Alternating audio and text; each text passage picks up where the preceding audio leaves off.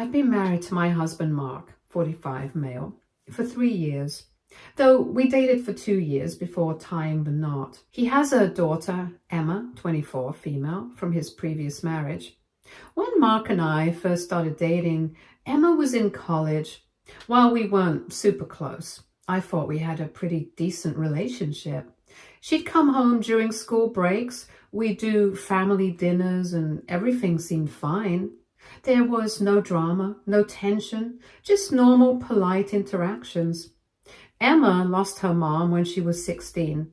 Mark's ex-wife passed away suddenly, and I've always been very aware of not overstepping in her life.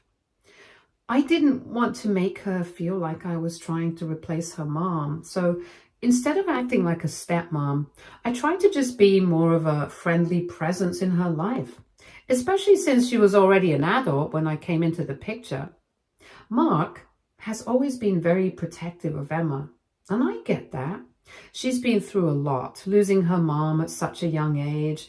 Over the years, I've seen how much he prioritizes her, whether it's dropping everything to help her move apartments, spending hours on the phone if she's stressed, or making sure she has what she needs during big life events like finals or job changes.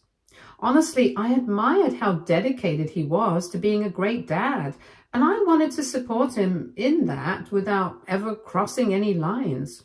6 months ago, Emma married her college boyfriend, James, 25, male. It was a beautiful wedding, and I was genuinely happy for her. I helped out a lot with the planning, offering to step in wherever she needed. I didn't want to overdo it, but I also wanted to show her that I cared and was here for her. At the wedding, she actually hugged me and told me she was happy her dad found someone who cared about their family. That moment felt huge for me, like we had maybe turned a corner in our relationship. I was hopeful things would only get better from there. But after the wedding, things started to change. Emma became more distant. She started canceling plans we had made or would just ignore my texts entirely. When we did see each other, she barely spoke to me. At first, I chalked it up to her being busy with newlywed life. Maybe adjusting to marriage was taking up all her time and energy. But after a while, it was hard not to feel hurt. Mark didn't seem to notice, or if he did, he didn't say anything. Whenever I brought it up, he'd tell me to be patient and remind me that Emma had been through a lot in her life.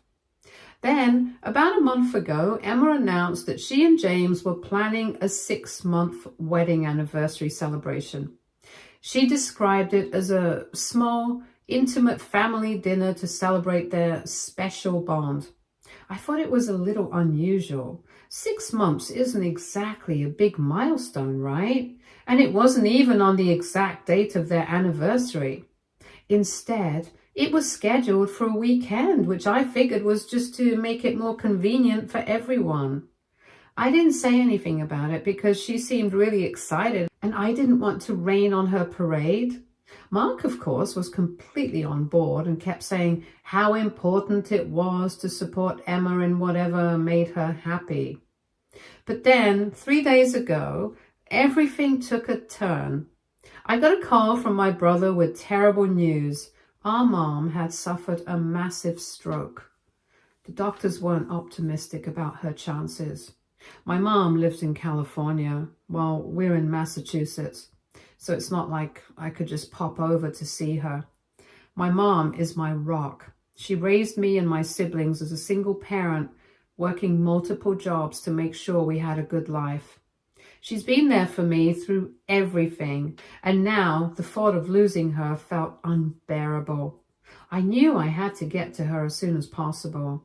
I immediately booked the first flight I could find to get to California. There was no question in my mind. I had to be there with my mom. This, of course, meant I'd miss Emma's celebration. I tried explaining the situation to both Mark and Emma. I told them about my mom's condition, how serious it was, and that I needed to go. I thought they'd understand, but Emma was furious. She said I was abandoning their family celebration and accused me of not caring about her happiness. I was stunned. How could she think that? My mom was literally dying. Mark, on the other hand, looked torn. I could tell he didn't want to take sides, but then he said something that floored me. You should think carefully about your priorities. Priorities?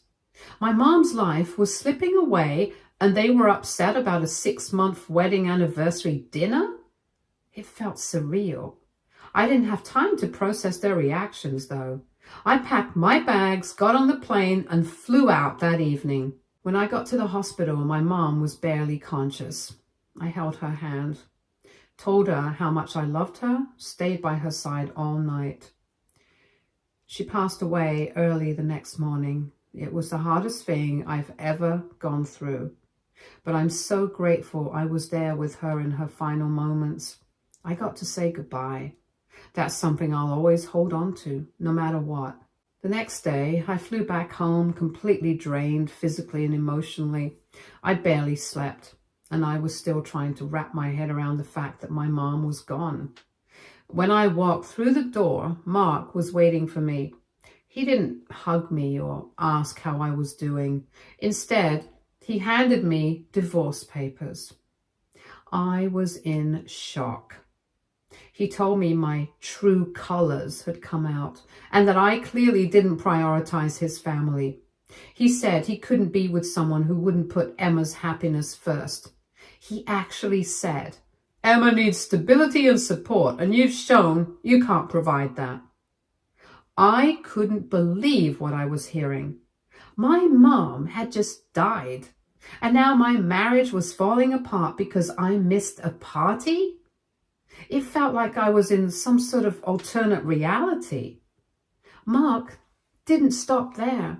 He went on about how I'd always been distant with Emma and how this was just the last straw. He even brought up things I barely remembered, like the time I forgot to text Emma happy birthday, even though I'd called her and sent her a gift. He said I'd never truly accepted Emma as part of my life, which felt completely unfair. I'd done so much to build a relationship with her. I helped plan her wedding, listened to her vent about work, and even played mediator when she and James had a big fight early in their marriage. But none of that seemed to matter now. Now I'm sitting in a hotel room because Mark asked me to give him space. My mom is gone. My marriage is apparently over. And I feel like I'm living in some kind of nightmare where being with my dying mom makes me the bad guy. I keep replaying everything in my head, wondering if I missed something. Were there signs I ignored? Was I wrong to leave? I've been so gaslit that I don't even know what's reasonable anymore. Am I the crazy one here, or is their reaction as absurd as it feels? Looking back, there were definitely red flags. Mark's protectiveness of Emma wasn't just about being a caring dad. It often crossed the line into enabling. Emma could be rude or dismissive, and Mark would always excuse it, saying, "She's been through a lot." Anytime I brought it up, he'd shut me down and say I needed to be more understanding. It's like he put Emma on this pedestal, and I was just expected to orbit around their dynamic without question. And now, because I didn't fall in line this one time, because I chose to be with my dying mom, I've been cast aside. It feels like everything I worked for, my relationship with Mark and my efforts to connect with Emma, have been erased. I don't know what to do anymore. I've lost my mom, my marriage, and any sense of stability I had. I feel like I'm losing my mind. Should I have handled things differently? Was I really in the wrong? Or is this as insane as it feels to me? Update 1. First off, I just want to say thank you for all the support and kind messages. I've read through every comment and DM, and it's honestly been overwhelming in the best way. So many of you have reminded me that I'm not crazy, and that means the world to me right now. A lot of people asked for more detail, so I wanted to fill in some of the gaps and update you on what's been happening. After reading your advice, I reached out to my brother and a few close friends who've been amazing throughout this whole mess. My brother even flew out to stay with me, and having him here has been a huge comfort. We've been going through Mom's belongings together, which is both heartbreaking and therapeutic. We spent hours reminiscing about her, how she always made time for us even when she was working multiple jobs, how she never let us feel like we were missing out on anything. It's made me realize just how much she shaped who I am. I miss her more than I can put into words, but I'm determined to honor her memory in the best way I can. Unfortunately, the situation with Mark and Emma has only gotten worse. I found out through mutual friends that Emma's been posting all over social media about how I abandoned their family and ruined her special day. Apparently, she's been telling people that I never cared about her and only married Mark for his money, which is absolutely ridiculous. For context, I'm a software engineer and make significantly more than Mark does. The idea that I used him is laughable, but seeing my character dragged through the mud is still infuriating, especially when all I did was choose to be with my dying mom. After hearing this, I decided to consult a lawyer. When I explained the situation, she was stunned. She said Mark's behavior, especially serving me divorce papers so quickly, shows signs of emotional manipulation. She even suggested that the divorce papers may have been premeditated, which honestly feels like a punch to the gut. But at least I'm now taking steps to protect myself. She's helping me make sure my assets are safe and that I get a fair settlement. Luckily, we live in a state where marital property is divided equitably, so that's a relief. She's also advised me to document everything. Emma's social media posts, text messages, emails, everything. So I've started compiling evidence to make sure my side of the story is clear. What really opened my eyes, though, was something my friend Sarah showed me. She had screenshots of Emma's social media posts from the past few months, and they were eye-opening. There were multiple passive-aggressive posts about step-parents knowing their place and how blood is thicker than water. It turns out Emma had me blocked from seeing certain posts, so I had no idea any of this was happening. The post started right after her wedding, which explains the sudden shift in her behavior towards me. The worst one, she wrote something about how her mom would be rolling in her grave if she knew what kind of person her dad had married. That one cut deep. I've always been so careful to respect her late mother's memory. I never tried to replace her mom or overstep in any way, and to see something so cruel felt like a slap in the face. There were also comments from her friends and even Mark that seemed to support what she was saying. It was like they were all buying into this narrative that I was some sort of evil stepmother. Looking back now, it's clear Emma never truly accepted me, no matter how much effort I put in. I helped her pick out her wedding dress. I spent hours coordinating with vendors, making sure everything went smoothly. When her budget ran over, I even stepped in to help cover some of the costs without saying a word. At the time, I thought those moments brought us closer. I really believed we were building a relationship. But now, it's obvious she had already made up her mind about me long before that. Her social media posts made it clear she's been painting me as the villain to justify her own behavior. I don't know if it's insecurity, resentment, or just the way she's processing her mom's loss, but it's exhausting. No matter what I did, it was never going to be enough for her. What's even more mind-boggling to me is Mark's complete refusal to see the bigger picture in all of this. When I tried to bring up the social media posts I'd seen, he completely brushed me off. He said I was misunderstanding Emma's intentions and accused me of being petty for even looking at her posts in the first place. The thing is, I didn't go looking. My friend showed them to me because she was genuinely concerned about what was being said.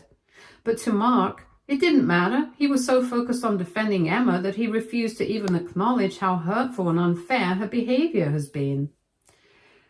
It's like he's completely blinded by this need to protect her, no matter how unreasonable or cruel she's being. Then there's something my lawyer pointed out that really stuck with me. The timing of everything.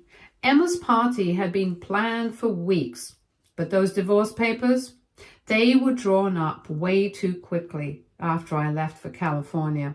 Like way too quickly. It's hard not to wonder if this whole thing was already in the works before any of this happened. Were Mark and Emma talking about pushing me out behind my back? Honestly, the idea feels like a punch to the gut. But when I think about how everything has unfolded, the party, Emma's posts, Mark's sudden coldness, it all seems too coordinated to be a coincidence. And then there's the added layer of other family members weighing in. I've gotten a mix of reactions. Some people have reached out to offer condolences and support, which I deeply appreciate. But others, mostly from Mark's side, have sided with him and Emma.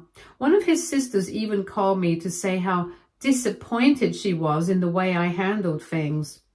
According to her, family means prioritizing each other's happiness above all else. I don't know what kind of family values they're following, but in my world, dropping everything to be with a dying parent isn't just acceptable, it's the right thing to do. The fact that anyone would expect me to choose a 6-month anniversary dinner over my mom's final moments is beyond me. Despite all this chaos, I'm trying to keep myself grounded and focus on what matters. My brother has been a rock through all of this. He keeps reminding me that I did the right thing and that I need to take care of myself now. We've been talking about organizing a small memorial service for Mom in a few weeks. Something intimate with just close friends and family who truly loved her. The thought of honoring her memory in a meaningful way is giving me something to hold on to during this storm. Honestly, this whole experience has been such an eye-opener. It's painful to realize that the person I thought was my partner, the person I planned to spend my life with, could turn on me so quickly over something so trivial. I've been questioning everything, trying to figure out if I missed any red flags or warning signs. But at this point, I think it's clear that this was never about me missing one dinner. This was about control, about Mark and Emma's dynamic, and about me being punished for not falling in line with their expectations. I don't know what the future looks like right now, but I'm trying to take it one step at a time. For now, I'm focusing on rebuilding my life and surrounding myself with people who truly care, honoring my mom's legacy. She raised me to be strong, and even though I feel completely shattered right now, I know she'd want me to stand tall and move forward. Thank you again to everyone who has reached out, shared your advice, or just sent a kind word. It means more than I can put into words to know that I'm not alone in this. You've helped me see things more clearly and reminded me that I'm not the one who's in the wrong here. Update 2. Things have taken a completely unexpected turn. A few days ago, I got an email from James, Emma's husband, that left me absolutely stunned. In the email, James apologized for not reaching out sooner and explained some things that I'm still struggling to process. He told me that Emma has been dealing with unresolved grief about her mom, and apparently their wedding brought a lot of those emotions to the surface. While she's been seeing a therapist, instead of working through her feelings, she's been projecting them onto me. The most shocking part, James revealed that Emma had actually planned the 6-month anniversary party on that specific date on purpose. She had overheard me mention in passing that my mom wasn't doing well, and she intentionally chose that day as some kind of twisted test of my loyalty to their family.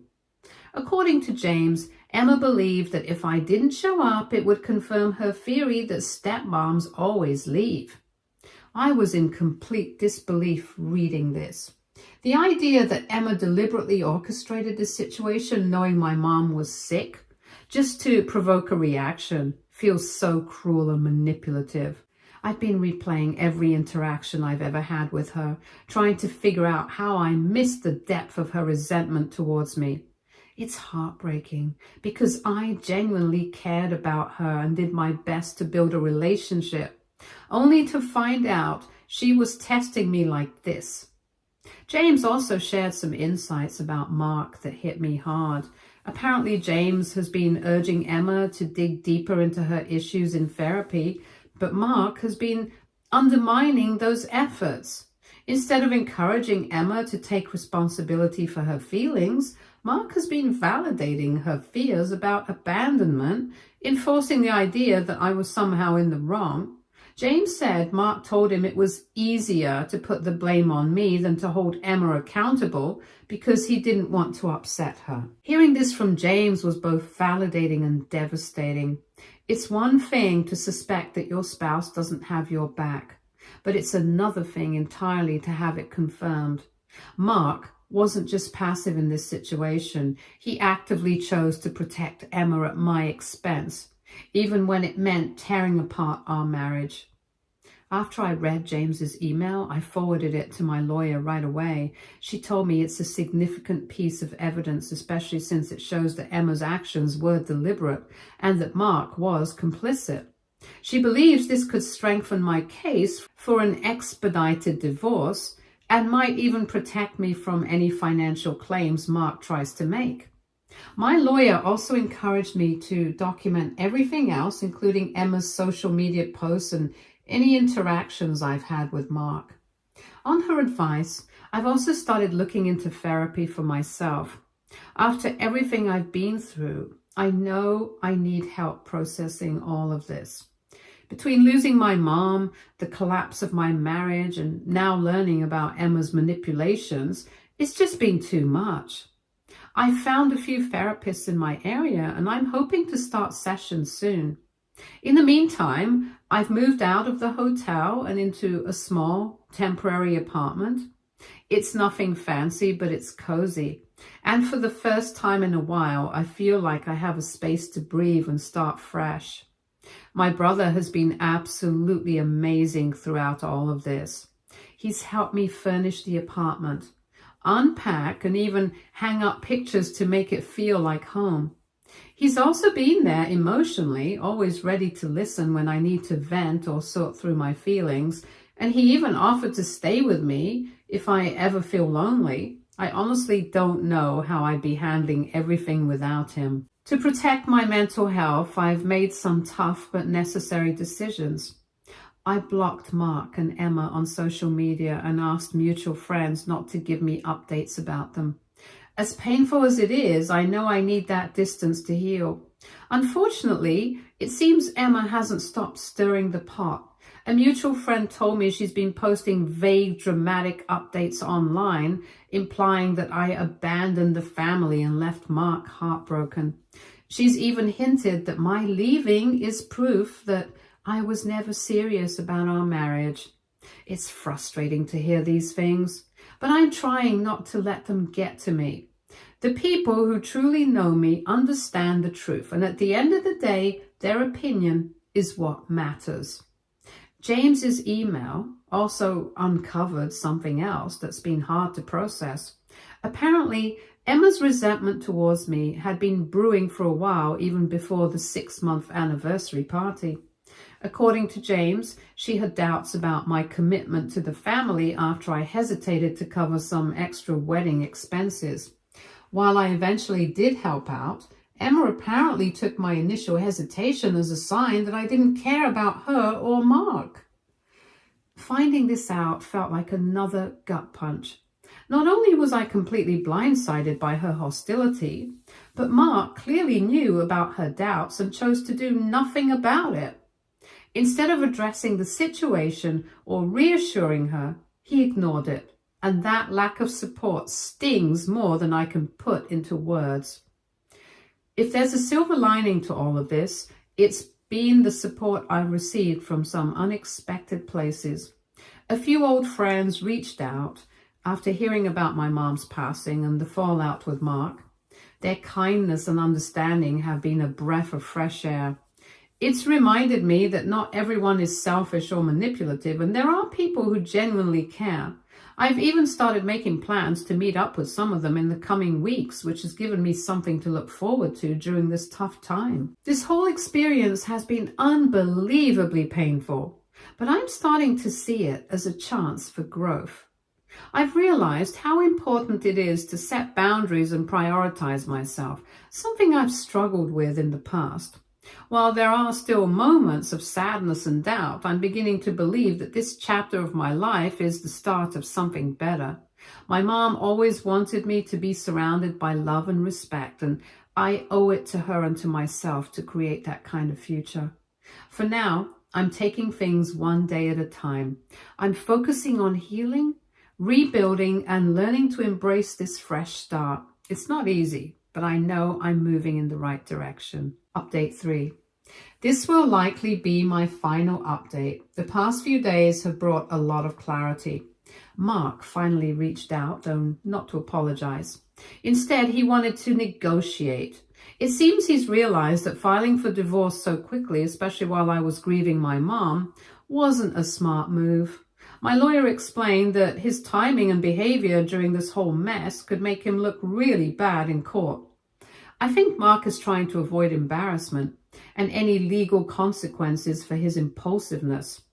He's now eager to settle quietly and quickly, and while I agreed to discuss it, I made it clear that my well-being comes first. On another note, Emma's therapist reached out to me, completely with Emma's permission.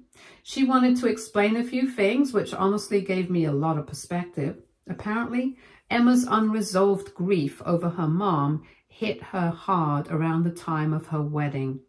The therapist said Emma has been dealing with feelings of abandonment and guilt for years. But instead of working through them, she channeled these emotions into resentment towards me. I also learned that the therapist had warned Emma against throwing the 6-month anniversary party, recognizing it as an unhealthy way of coping. But Mark, as usual, went along with it to avoid upsetting Emma. While this context doesn't excuse Emma's behavior, it does help me understand why she acted the way she did. It's sad, honestly, because it seems like she's stuck in a cycle of grief and misplaced anger. And Mark has been enabling it instead of helping her truly heal. After some back and forth, I've decided to accept Mark's settlement offer, but only under specific conditions. My lawyer has ensured the terms are fair, not just financially, but also in giving me a clean break. I'll be keeping my personal assets along with compensation for the emotional stress and upheaval this ordeal has caused. Most importantly, I've insisted on a full separation, no contact with Mark or Emma, no social media ties, and no lingering connections that could pull me back into their toxic dynamic. My lawyer is finalizing the paperwork, and I'm hopeful this chapter will be closed soon. Some of Mark's family members have reached out, and their reactions have been mixed. The most surprising was his sister, who called to say how shocked and disappointed she is in Mark's behavior. She even told me that this isn't the first time his enabling of Emma has caused problems. Apparently, his late ex-wife had similar concerns about their relationship before she passed. Hearing that was both validating and heartbreaking. Made me realize that this wasn't something I could have fixed, no matter how hard I tried. Their unhealthy dynamic was there long before I came into the picture. The biggest surprise, though, came from James, Emma's husband. He reached out and asked to meet for coffee, saying he has some things to share about Mark's patterns of behavior that he thinks I should know about for the divorce. I agreed, but only with my lawyer present to make sure anything he shares can be properly documented and used if necessary. I'm still a little hesitant about what James wants to say, but his willingness to speak up gives me hope that someone in Emma's life is trying to help her move towards healthier choices. To everyone who supported me and helped me see that I wasn't crazy, thank you. The kindness and validation I've received from friends, family, and even strangers have been a beacon of hope during one of the darkest times of my life. Sometimes it takes your whole world falling apart to see what was wrong with the picture in the first place. I chose to be with my dying mother in her final moments, and I will never regret that decision. No healthy relationship would have required me to choose differently. I'm focusing now on healing, processing my grief, and rebuilding my life. My mom taught me to be strong and independent and to never compromise my values for anyone. I know she'd be proud of me for standing my ground, even when it cost me everything. Am I sad? Yes. Do I regret my choice? Not for a second. My mom was there for me my entire life, and I was there for her at the end. That's what real family does. No anniversary party could ever be more important than that. While this journey has been painful, it's also been a lesson in self-worth and the importance of setting boundaries. I'm choosing to see it as the start of a new chapter, one where I prioritize my own happiness and well-being. To anyone who's struggling with similar challenges, I hope my story reminds you that it's okay to choose yourself. Stay tuned for more stories from our girl relationships.